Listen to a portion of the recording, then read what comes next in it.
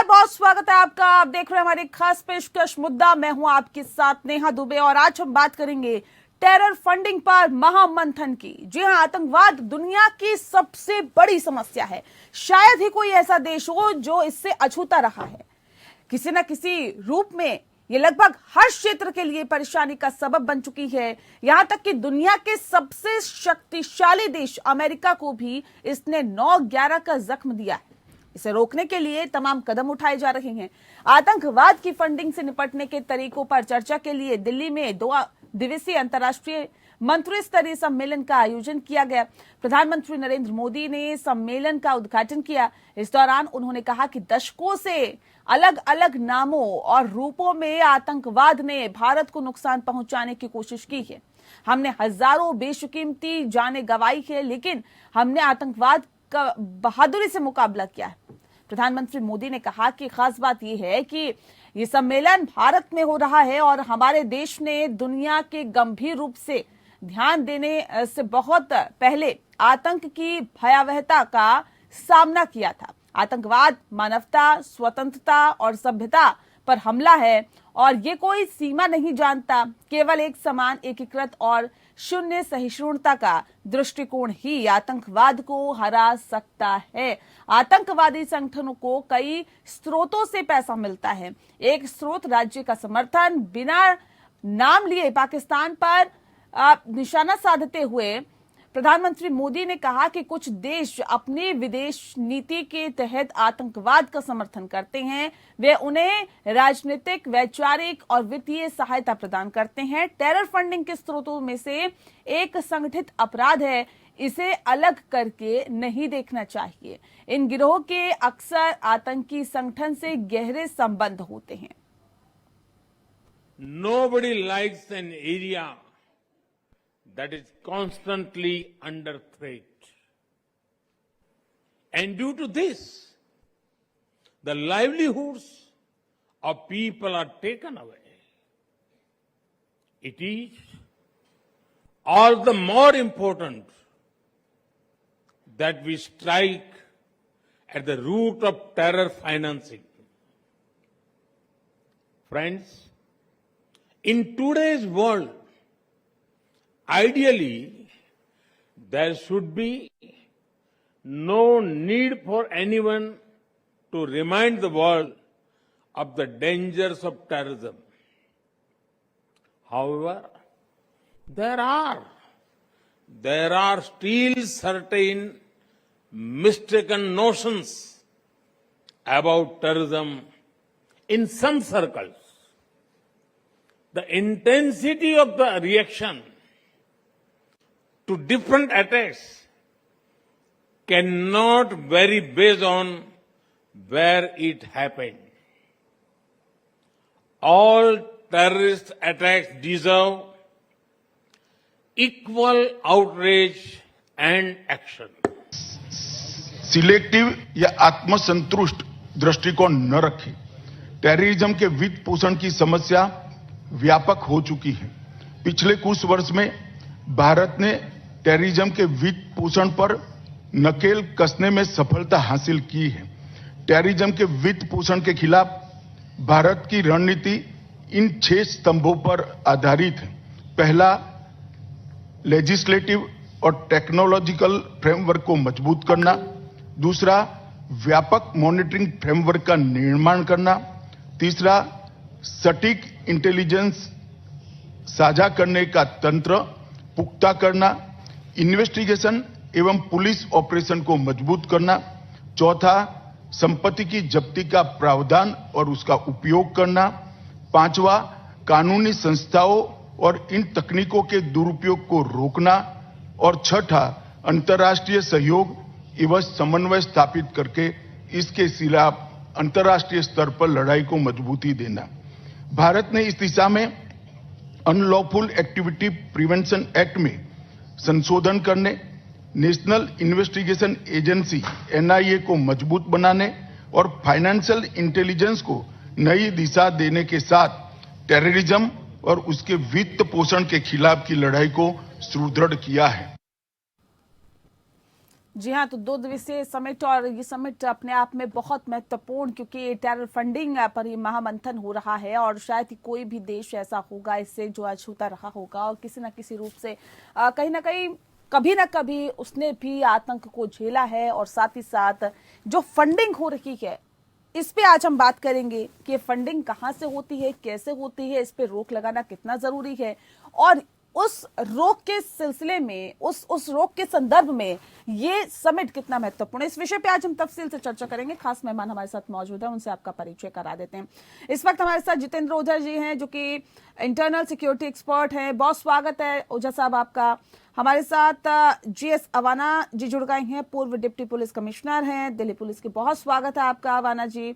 और साथ ही हमारे साथ मंजू सेठ जी जुड़ गई हैं, जो कि पूर्व राजनयिक हैं। आपका भी बहुत स्वागत है मंजू जी। इस खास कार्यक्रम की शुरुआत जितेंद्र ओझा जी आपके साथ मैं करती हूं, क्योंकि बहुत महत्वपूर्ण ये समिट आपके नजरिए से कितना महत्वपूर्ण है और इस पर महामंथन करने की जरूरत आज क्यों लगी? क्या नहीं लगता है कि इस पर महामंथन किए जाना चाहिए? और ये बहुत जरूरी है कि आखिर आतंकवाद को फंडिंग कहां से मिल रही है, कैसे मिल रही है और इस पर रोक लग सके। एक बात मैं अपनी बात रखने से पहले क्लैरिफाई करूंगा कि मैं इंटरनल सिक्योरिटी एक्सपर्ट नहीं हूं, मैं ग्लोबल सिक्योरिटी एक्सपर्ट हूं। चलिए माफ कीजिएगा सर, आपको ठीक करा देते हैं। हाँ, जहां तक इसकी बात जो आप कह रही हैं, देखिए कहीं पर भी आतंकवाद जो है कभी टैक्स पेयर के पैसे से खर्च ये नहीं लड़ा जाता है। और दूसरी बात कि आतंकवाद एक युद्ध है, एक इनडायरेक्ट युद्ध का एक तरीका है और ये हमेशा से आप देखिए सैकड़ों सालों से ये आता रहा है और हर समय में जो है आतंकवाद का तरीका बदल जाता है। आज की तारीख में दो बातें हैं नेहा जी। एक बात ये कि जब हम ट्रस्ट बेस्ड सोसाइटी की बात करते हैं, ट्रस्ट बेस्ड सोशल ऑर्डर्स की बात करते हैं, तो उस ट्रस्ट बेस्ड सोशल ऑर्डर्स के लिहाज से ये देखा जाए कि ये उसको तोड़ रहा है। जो ट्रस्ट की हम बात करते हैं, ट्रस्ट टूट रहा है।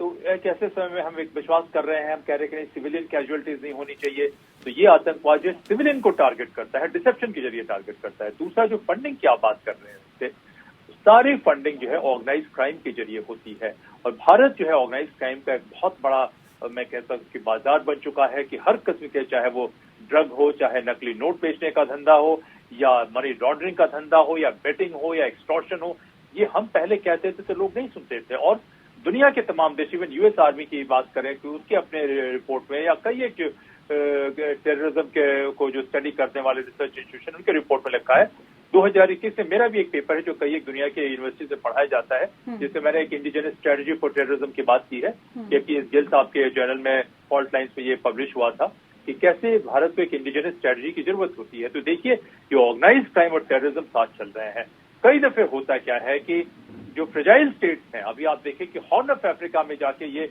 जो है ऑर्गेनाइज क्राइम के जरिए पैसे इकट्ठा कर रहे हैं, ड्रग कर रहे हैं। पाकिस्तान जिस तरीके से अफगानिस्तान का इस्तेमाल कर रहा है सभी को मालूम है। तो कुछ स्टेट, खास करके जो दो लोग यहाँ पे नहीं आए हैं, पाकिस्तान और उसके मेंटर चाइना, ये दोनों का जो है एकमात्र तरीका है कि टेररिज्म का इस्तेमाल करना भारत को डिस्टेबलाइज करने के लिए, दुनिया के जो फ्रेजाइल स्टेट्स हैं उनको कभी वहां पे गवर्नेंस नहीं लाने देने के लिए, और इस्लाम का इस्तेमाल करना, क्योंकि इस्लाम में जो कहते हैं कि आप सवाल नहीं उठा सकते, जवाब नहीं कर सकते, तो उसका भी धीरे से इसको एक्सप्लॉइट करना। और इसके जरिए दो बातें हैं, ये छोटे मोटे ग्रुप अपने छोटे मोटे एजेंडा के लिए आते हैं और इसमें इनका मकसद होता है अपने स्ट्रेटेजिक इंटरेस्ट को आगे बढ़ाना। ये प्राइम मिनिस्टर ने भी इसमें कहा। कुछ लोगों ने कहा कि नहीं नेशनल पॉलिसी है, नेशनल पॉलिसी नहीं कह सकते, वहां से क्रिमिनलाइज कार्टेल है पाकिस्तान में, और मैं कहता हूं कि दुनिया को ये देखने और समझने की जरूरत है कि इस क्रिमिनलाइज कार्टेल को वहां से निकाल बाहर करने की जरूरत है। और वहां पे जो इस्लामिक रेडिकलिज्म के नाम पे ये क्रिमिनलाइज कार्टेल जो पाकिस्तानी आर्मी का है, वो वहां पे भी परेशान कर रहा है और उसे पूरी दुनिया में अपनी जड़ें फैला रखी है। तो जहां पर भी पैसा होता है वहां पे कुछ न कुछ क्रिमिनलिटी होती है, और ये पैसे और क्रिमिनलिटी का जो लिंक है, इस लिंक को तोड़ना जरूरी है। लेकिन मैं ये कहूंगा कि इससे और आगे जाना है, रेडिकल प्रोपेगेंडा को भी तोड़ना है। उसमें मैं ये नहीं कहना चाहता हूं कि आपके इसमें, लेकिन जिन लोगों को दिलचस्पी है, तो मैंने साइकिल ऑफ टेररिज्म की बात की है, रिक्रूटमेंट की बात की है, लॉजिस्टिक्स की बात की है, प्रोपेगेंडा की बात की है, और सारे एक दूसरे से इंटरलिंक्ड है। तो ये फंडिंग को तोड़ने से बहुत बड़ा असर पड़ेगा कि रिक्रूटमेंट पे असर पड़ेगा, लॉजिस्टिक्स पे असर पड़ेगा। लेकिन ये इस किस्म की रोग रेजिम जब तक रहेंगे तब तक जो है कोई ना कोई तरीका अख्तियार करके वो ये ऐसा काम करते रहेंगे, दुनिया में सभी को परेशान करेंगे, और वो जो है दुनिया को एक्सप्लॉइट करना चाहते हैं, ये परेशान करना चाहते हैं। जिस चाइना ने अपने यहाँ ड्रग बंद कर दिया, उससे यहाँ पे वो ड्रग प्रमोट करवाया जा रहा है, ड्रग ट्रेड प्रमोट करवाया जा रहा है। तो कुछ लोगों के फायदे के लिए पूरी मानवता को ब्लैकमेल कर रहे हैं। और इस लिहाज से मैं समझता हूँ कि ये बहुत जबरदस्त मूव है भारत की तरफ से, लोगों को सेंसिटाइज करना, पहल करना।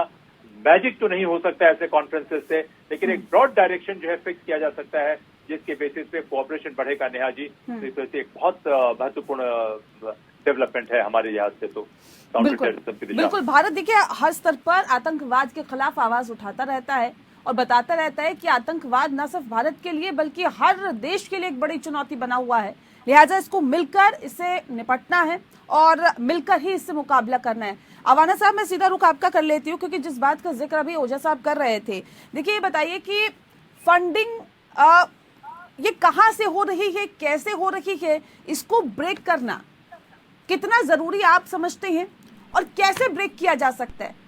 कौन कौन से ऐसे कदम उठाने की जरूरत आप समझते हैं जिससे सीधे इस पर अटैक किया जा सके? देखिए, कोई भी टेररिस्ट मूवमेंट या एक्शन जो भी लोग करते हैं बिना फंडिंग के सर्वाइव नहीं कर सकता। फंडिंग इसमें मेजर रोल होता है। जी जी जी। जहाँ तक इंडिया का ताल्लुक है, हम इतने वर्षों से देख रहे हैं जो हमारे ऑर्गेनाइज क्राइम को बैठ के पाकिस्तान में चलाते हैं, जैसे दाऊद इब्राहिम है और जो दूसरे हैं वो वहां से करते हैं। और पहले क्या अभी पाकिस्तान सरकार इसमें शामिल है। पाकिस्तान सरकार उनको हर तरह की फंडिंग कर रही थी। पहले डीमोनेटाइजेशन से पहले एक ही पेपर था, तो वो हमारे इंडियन करेंसी नोट्स छाप के और इसकी फंडिंग कर रहे थे। तो उसकी वजह से बहुत सारी प्रॉब्लम थी। अब थोड़ा सा फंडिंग के ऊपर कंट्रोल हुआ है और ये हम सब जानते हैं कि जो इंटरनेशनल फंडिंग है उसकी वजह से ही टेररिज्म जिंदा रहता है। अगर वो फंडिंग को हमें काटना है तो सारे देशों का सहयोग चाहिए। अगर सहयोग नहीं होगा, जैसा आज प्रधानमंत्री जी ने कहा कि अगर कहीं भी कुछ भी जो टेररिस्ट अटैक होता है तो उसको ये माना जाएगा कि ये सबसे हुआ, सारे लोग उसे मिलके उसको खत्म करने की प्रयास करेंगे। तो ये बहुत जरूरी है। दो तरह की फंडिंग होती है, दो तरीके हैं। एक तो हमारा ट्रेडिशनल फंडिंग है, पहले हवाला से बैंक ट्रांसफर ये वो उससे करते थे। और दूसरा जो सबसे सीरियस ट्रेंड अब मॉडर्न उसमें आया है, वो जो हमारा इंटरनेट है, सोशल मीडिया है, उससे जो फंड रेजिंग करते हैं और बड़े आराम से लोगों को ब्लैकमेल करते हैं, किसी न किसी धर्म के नाम पे, किसी जिहाद जैसे शब्दों के नाम पे वो फंड आता है और लोगों से इकट्ठा करके उनका काम चलता है। इसको भी ब्रेक करने की बड़ी आवश्यकता है। NIA ने ये कदम उठाया है। ये तीसरी कॉन्फ्रेंस है, इससे पहले ऑस्ट्रेलिया में भी हुई। पर अब जो जिस तरह से हो रहा है और जिस तरह से सब लोग ही जितने भी कंट्री हैं उन सबको कहीं ना कहीं ये टेररिस्ट जो है दुखी कर रहे हैं। पहले तो ये था कि कुछ कंट्री अछूते थे और कुछ कंट्री जो है उसमें आराम से बैठ के अपना धंधा करते थे। अब ऐसा नहीं, अब तो सबको इसकी आंच जो है पहुंच रही है। चाहे बेशक पाकिस्तान इस कॉन्फ्रेंस में नहीं आया और चाइना नहीं आया, परंतु पाकिस्तान में भी अब टेररिस्ट अटैक होते हैं और इंडिया से कहीं ज्यादा हो गए। उन्होंने जो सांप को पाला था वही सांप उनको अब डस रहा है। तो हमें दो फ्रंट पे इसमें कॉपरेशन चाहिए बाहर का। एक, आइसोलेशन में कोई भी कंट्री टेररिज्म से नहीं लड़ सकता है जब तक के टेररिज्म में सभी कंट्री सहयोग ना दे। इसकी जड़ कोई एक जगह तो होती नहीं कि भाई ये कंटेन करेगा फिजिकली यहाँ पे।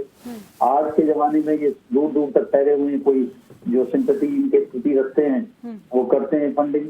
अब पाकिस्तान का जैसे मैंने जिक्र किया, पूरा कंट्री की बुरी हालत है, इकोनॉमी की बुरी हालत है, पर आज भी उन्होंने वो जो टेररिस्ट ऑर्गेनाइजेशन वहां पे जिनको ये पोषण दे रहे थे उनको हटाया नहीं, उनके खिलाफ कुछ भी नहीं बोला है। उनकी फंडिंग अभी भी जारी है, अभी भी वो कर रहे हैं। ये बात दूसरी है कि पाकिस्तान से इंडिया में जो पैसा आ रहा है उसकी कुछ लगाम लगी है, परंतु अब भी बहुत सारे तरीके हैं। भारत में भी लोग जो है इस तरह का सहयोग करते हैं। पीछे काफी लोगों को पकड़ा, तो कानून की सख्त दृष्टि होनी चाहिए। जो सेक्शन 17 है यूएपीए का, उसको सख्ताई से लागू करके, और जो हमारे यहाँ के इंटरनल है उनको पकड़ना चाहिए जो फंडिंग करते हैं। नहीं सर, और एक सेकंड माफ कीजिएगा, मैं रोक रही हूँ आपको। आपने कहा कि पकड़ना चाहिए, लेकिन हमारी पुलिस कहाँ नाकाम हो जाती है सर? क्यों उन तक नहीं पहुंच पाती? अभी क्योंकि ये भी कहा गया कि देखिए आतंकवादी संगठनों को कई स्रोतों से पैसा मिलता है। एक स्रोत राज्य का समर्थन भी होता है, राज्य में कई लोग ऐसे होते हैं जो कि सपोर्ट करते हैं, लेकिन ऐसे में पुलिस को क्यों इंफॉर्मेशन नहीं लगती? वहां तक पुलिस के हाथ क्यों नहीं पहुंचते? देखिए, जो इंटेलिजेंस एजेंसीज हैं और पुलिस हैं, हाँ, उनका कोऑर्डिनेशन होता है। किसी एक स्टेट में का तो होता नहीं, एक स्टेट में तो होता नहीं, हाँ, उसके कई स्टेटों में फैला होता है। हाँ, अब जब ये एनआईए का निर्माण किया गया, इसके पीछे जो सोच थी वो ये थी कि हम अलग अलग प्रदेश में टेररिज्म के जो इन्वेस्टिगेशन है वो करते हैं। तो एक ऐसा होना चाहिए कि जो पूरी इंडिया में एक एजेंसी करे, और क्योंकि एक रहेगा तो ये उसकी पूरी लिंकेज का पता होगा कहाँ पे क्या है, तो उसमें सफलता प्राप्त की और एनआईए ने अच्छा काम किया है। अब हम इंडिया के बाहर जो लिंकेज है उनको ढूंढ रहे हैं, बाहर जो सहयोग है उसके लिए सब कुछ कर रहे हैं, और उसमें काफी हद तक सफल भी हो रहे हैं। और जहां तक बात है, अगर कोई स्टेट गवर्नमेंट किसी भी तरह से सिंपैथी दिखाती है तो उसको एक्सपोज करके उसके खिलाफ भी उनको भी बुक करना चाहिए। जो लोग इनके सहयोगी हैं, फंड रेज करके इनको देते हैं, वो भी कोई कम अपराध नहीं करते हैं, वो भी टेररिज्म में उससे ज्यादा के हैं। अगर पैसा, तो टेररिज्म 1 मिनट सर्वाइव नहीं कर सकता। इसके लिए पैसा चाहिए, और पैसा ये तरह तरह की ये काम करके इकट्ठा करते हैं, चाहे ऑर्गेनाइज क्राइम ड्रग का हो, चाहे और बातें करें नकली नोटों का हो, या कोई मनी लॉन्ड्रिंग करे, कुछ ऐसे भी कर करा के ये पैसे की कोशिश करते हैं। पर अगर इन पे हम निगाह रखें, भारत और भारत के बाहर भी, तो इसको कंटेन करना कोई इतना बड़ा मुश्किल काम नहीं है।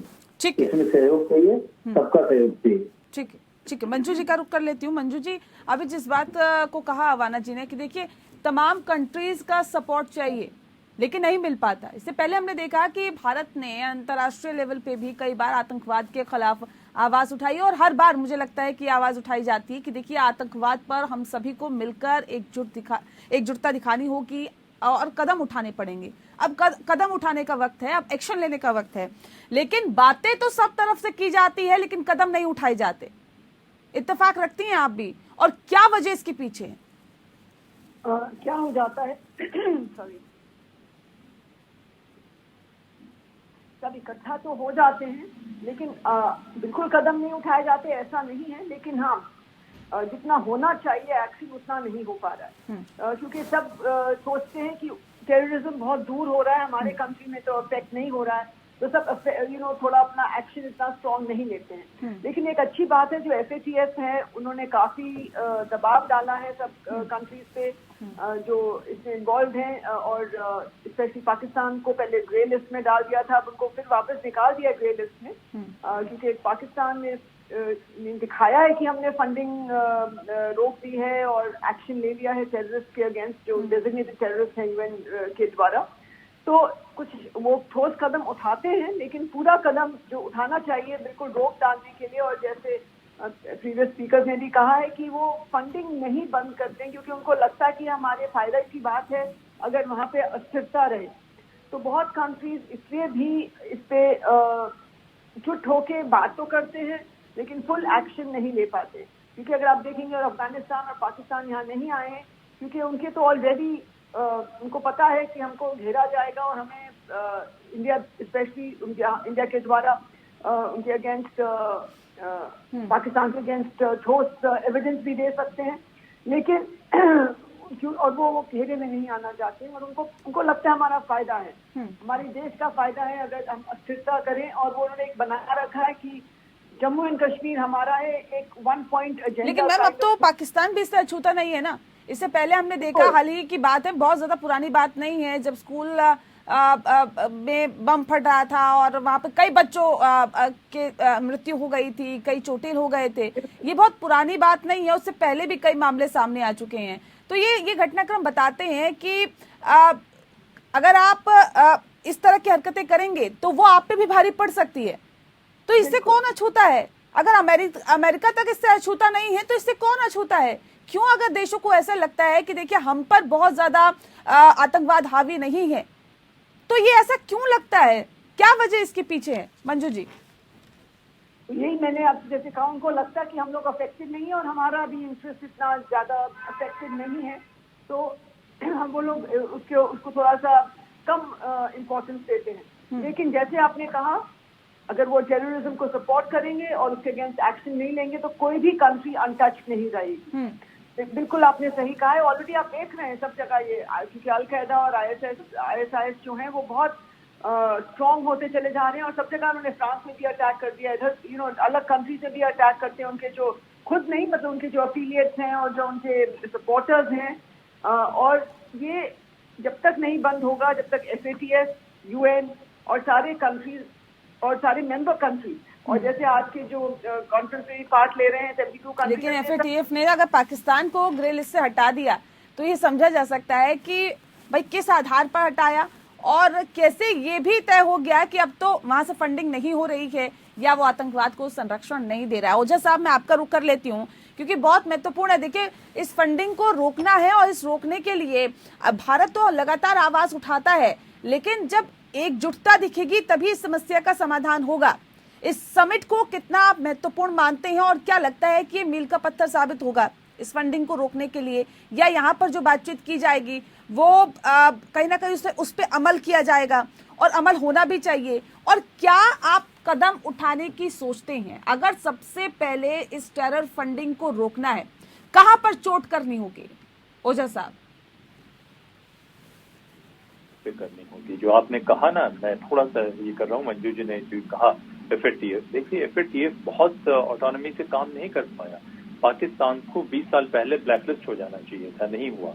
बहुत मुश्किल के बाद ग्रे लिस्ट में आया और ग्रे लिस्ट में आने के बाद जो है कई एक देशों को लगा, मजबूत देशों को लगा, तो उन्होंने उसको धीरे से ग्रे लिस्ट से भी बाहर निकाल दिया। जो APG की मीटिंग हुई थी 2018-19, उसके मैं प्रोसीडिंग 19 से देख रहा था और 20 में देख रहा था कि किसी बड़े देश ने पाकिस्तान को बहुत ज्यादा इंडाइट नहीं किया, क्योंकि कई एक देशों की एजेंसीज को लगता है कि पाकिस्तान का जो नेटवर्क है उस नेटवर्क के जरिए कई दफे उनके काउंटर टेरर स्ट्रेटजी में पाकिस्तानी स्टेट मदद करता है, यानी पाकिस्तानी मिलिट्री की जो बात करती है। तो ये चीजें इतनी आसान नहीं है जितनी दिखाई पड़ रही है। देखिए, दुनिया में कहीं पर भी टेररिज्म बिना किसी न किसी स्टेट सपोर्ट के फ्लरिश कर ही नहीं सकता, एग्जिस्ट कर ही नहीं सकता है। अब एक डिनायबल तरीका आया है कि चलो इसको यहाँ से हटा दो, अफगानिस्तान में थोड़ा रहने दो, थोड़ा हॉर्न ऑफ अफ्रीका में लेके चले जाओ, और वहां भी लेके चले जाने के बाद जो है फ्रेजाइल स्टेट्स हैं, कमजोर स्टेट्स हैं, वहां कोई ना कोई दूसरे लोग करते रहते हैं। तो बहुत बड़ा डार्क अंडरवर्ल्ड आप जिसे कहें कि जहां कोई भी स्टेट की रिट नहीं चलती है। आप देखिए कि अमेरिका जैसे देश को अफगानिस्तान में कितने साल रहने के बाद, और जो उनकी कॉस्ट ऑफ वॉर स्टडी जो ब्राउन यूनिवर्सिटी की है, उन्होंने कहा कि 8 पॉइंट के कुछ ट्रिलियन डॉलर उनका खर्च हुआ है वॉर में, लेकिन उसके बावजूद वो वॉर कंक्लूड नहीं कर पाए। तो ये इतनी आसान नहीं है। उनका टेररिज्म, जिस किस्म का टेररिस्ट थ्रेट वो फेस कर रहे हैं, हमारे थोड़ा सा अलग है। आप देखिए कि ग्लोबल टेरर इंडेक्स 2001 से उन्होंने बनाया शुरू किया, बहुत सालों तक हम 2 नंबर पे रहे, फिर अभी भी हम पहले टॉप 10 में है जो सबसे अधिक इम्पैक्टेड कंट्रीज हैं। तो देखिए, हमारा एक रवैया अलग है और मैं कहता हूं कि नहीं, फंडिंग बहुत इंपॉर्टेंट है, इसमें कोई शक नहीं, लेकिन ये सिर्फ फंडिंग पे ही हम नहीं कर सकते। अपने पूरे क्रिमिनल जस्टिस सिस्टम को रिस्ट्रक्चर करने की जरूरत है। क्यों? क्योंकि आप देखें कि अगर ये थ्रेट नहीं होता इस्लामिक रेडिकलिज्म का, सबवर्शन का, तो शायद हमारी गवर्नेंस सिस्टम साफ सुथरी होती। टेररिज्म एक छोटा सा कंपोनेंट है जो लार्जेस्ट सबवर्सिव वॉर की हम बात करते हैं, जो पुलिस वगैरह के जो लोग हैं उनको थोड़ा सा वो पूरी पिक्चर दिखाई नहीं पड़ेगी, कई जगह दिखाई नहीं पड़ पाती है। तो बड़ा सबवर्सिव वॉर का वो एक बहुत बड़ा हिस्सा है। तो उससे क्या करते हैं कि आपके इंस्टीट्यूशन को सबवर्ट कर दें। आप देखिए कि चाइना क्यों पेट्रोनाइज कर रहा है, क्योंकि उसका एक ये तरीका है जिसे प्रॉक्सी वॉर भी हम कहते हैं, कि ये चीजें इतनी वेल डिफाइंड नहीं होती है। कहीं प्रॉक्सी वॉर, कहीं सबवर्शन, कहीं इंसर्जेंसी, कहीं टेररिज्म, कहीं ऑर्गेनाइज क्राइम, ये तमाम चीजें क्या करती है, एक पैरेलल सिस्टम क्रिएट करना चाहती है। वो ठीक। आपकी स्टेट की एबिलिटी को डेंट करना चाहती हैं। तो आप जो कह रहे हैं कि सारे लोग इम्पैक्टेड नहीं, पाकिस्तान के मिलिट्री एस्टैब्लिशमेंट को क्या फर्क पड़ता है कि बहुत सारे लोग मर जाएं? क्यों? क्योंकि उनके लोग तो बहुत, देखिए कि अमेरिका में जाके आप देखें कि पाकिस्तानी मिलिट्री एस्टैब्लिशमेंट के लोग कितनी आलिशान जिंदगी जीते हैं, कितने यूरोप में जाके देखें कि क्या वो आलिशान जिंदगी जीते हैं। तो उनके लिए थोड़े बहुत पाकिस्तानी मर भी जाए तो उनके लिए कोई फर्क नहीं पड़ता। और उस टेररिज्म की वजह से दुनिया में आज उनकी पूछ है। अगर वो टेररिज्म नहीं करते, इतनी सबवर्सिव पावर नहीं होती, तो चाइना भी उनको नहीं परेशान करता। तो वहां पे एक छोटे से कार्टेल ने बना लिया। और आप समझते हैं कि लोगों की जान जाती है तो लोगों को फर्क पड़ना चाहिए? किसी को कोई फर्क नहीं पड़ता, कुछ लोगों की जान जाती है। जिस चीन की आप बात कहते हैं, 4 करोड़ लोगों को माओ ने खुद मरवा दिया। अभी जो है 20 लाख लोग कहाँ चीन में चले गए उसको पता नहीं है। तो दूसरे के देश में कुछ लोग अगर मारे भी जाते हैं तो उन्हें कोई फर्क नहीं पड़ता है। हम चूंकि एक डेमोक्रेसी के साथ साथ बहुत ही सेंसिटिव सिविलाइजेशन है, बहुत ही एम्पैथी है हमारे में लोगों के प्रति, इसलिए हम आवाज उठा रहे हैं। और आखिरी बात मैं कहूंगा कि ये जो है जो समिट है या ये जो कॉन्फ्रेंस है थोड़ा बहुत जरूर अचीव करेगी, लेकिन जब तक हम अपने पूरे क्रिमिनल जस्टिस सिस्टम को ओवरहॉल नहीं करते हैं तब तक हमें बहुत ज्यादा फायदा नहीं होगा। हमें पूरे जो है पुलिसिंग, जुडिशरी और सोसाइटल इंस्टीट्यूशन तीनों को स्ट्रीमलाइन करने की जरूरत है। क्यों? क्योंकि हम सिर्फ कहें कि हम सबसे बड़े विक्टिम हैं तो ये हमें कमजोर दिखाता है। क्योंकि हमें भाई मजबूत सरकार है, आजाद सरकार है, हमारे लोग जाके दुनिया भर में सीईओ बन रहे हैं। तो हमें क्या, हमारे दिमाग में कमी है? दिमाग में कमी नहीं है। हमें जो है इसको कॉम्प्रिहेंसिवली हैंडल करने की जरूरत है। जिस दिन अपना क्रिमिनल जस्टिस सिस्टम सुधार लेते हैं, जिसमें सोसाइटी को थोड़ा ठीक है, स्ट्रीमलाइन समय करने पर की वक्त की कोशिश कमी करते है। हैं, हालांकि तो हमेशा बहुत नहीं कहा हद है तक कि कंटेन देखिए कर सकते हैं। अभी आतंकी घटनाओं में कमी आई है, लेकिन और कमी आनी चाहिए। और उस कमी आने के लिए ही फंडिंग कहाँ से होती है इसका भी जिक्र किया जा रहा है और इसीलिए इस समिट को रखा गया है। बहुत शुक्रिया सर। अब हालांकि देखने वाली बात यही होगी कि क्या कुछ निकल के नतीजे सामने आते हैं, क्या ये टेरर फंडिंग रुक पाती है या फिर नहीं रुक पाती है, और रोकने के लिए क्या कुछ उपाय किए जाते हैं, इस पर भी सभी की निगाहें। मुद्दा में फिलहाल इतना ही। नमस्कार।